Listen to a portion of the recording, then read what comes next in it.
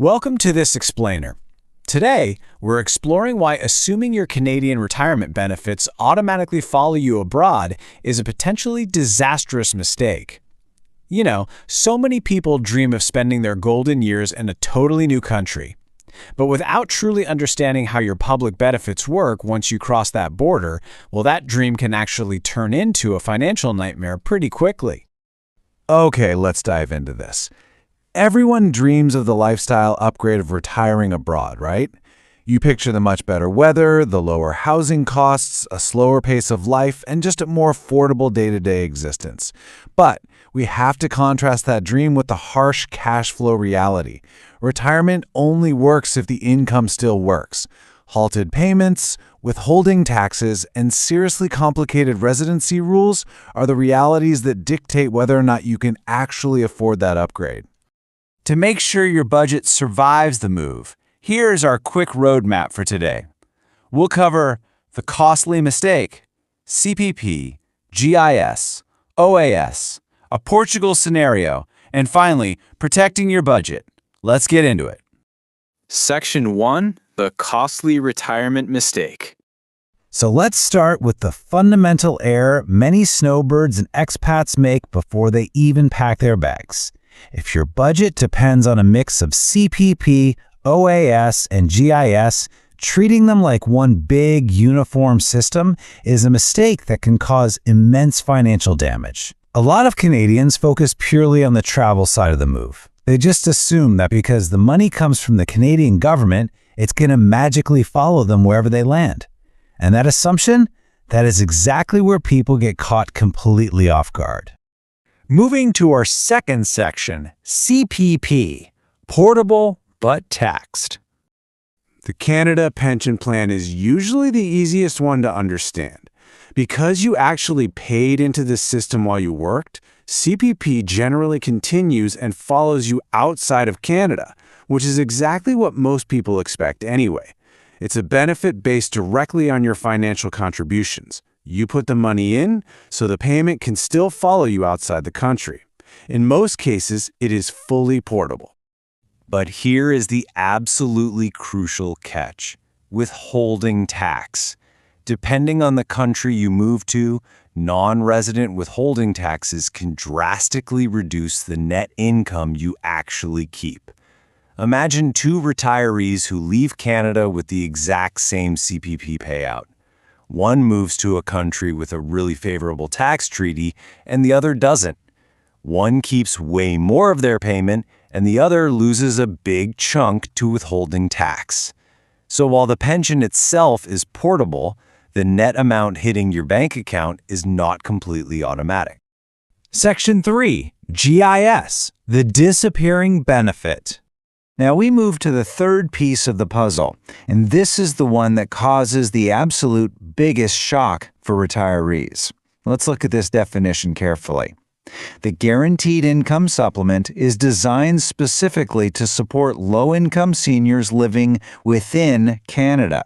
Because GIS is meant strictly for seniors living in Canada, your residency matters above all else here.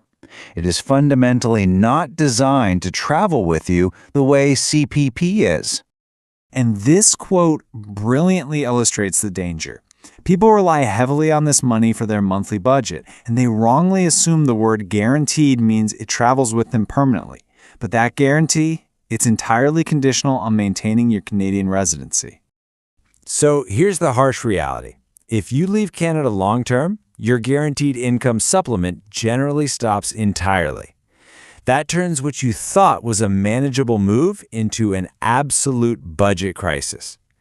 For many people, GIS isn't just some tiny bonus. It's a major structural part of the income they count on to survive. If you move abroad depending on that money, your budget is going to break very, very quickly. That's why this is the very first benefit you need to check before you leave, not after. All right, Section 4, OAS, the residence test. Let's see how old age security sits right in the middle of these extremes. Unlike CPP, OAS isn't about what you paid into it.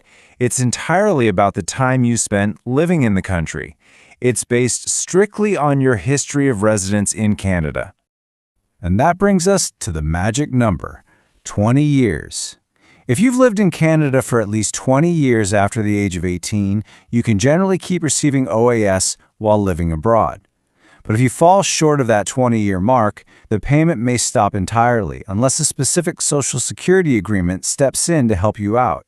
Now, even if a Social Security agreement helps you qualify without those 20 years, remember that qualifying is not the same as maximizing the payout.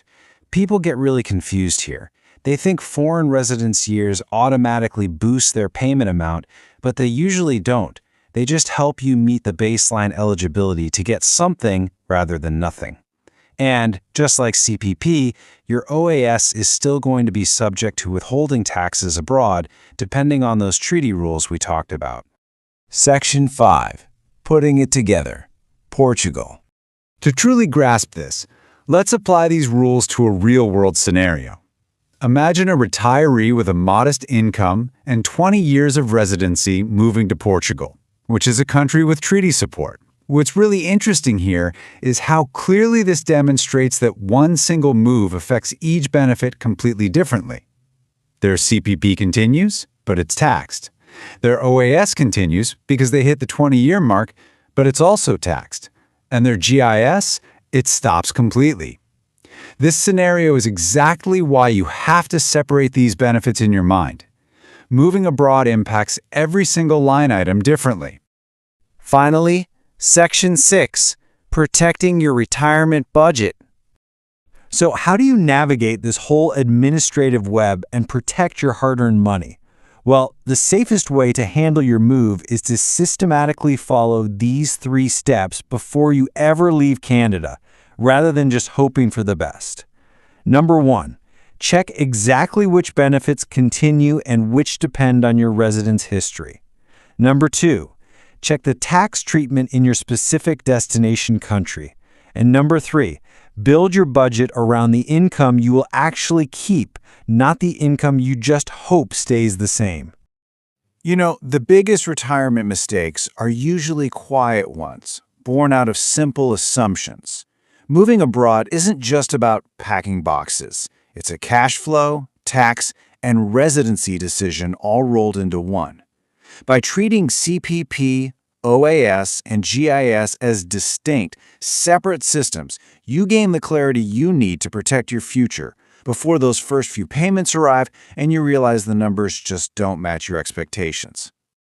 As we wrap up this explainer, I want to leave you with a question to start mapping out your own retirement reality.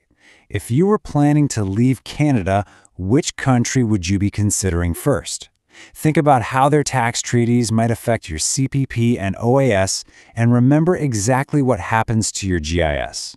Thanks so much for joining me on this explainer, and we will see you next time as we continue to break down the complexities of your retirement.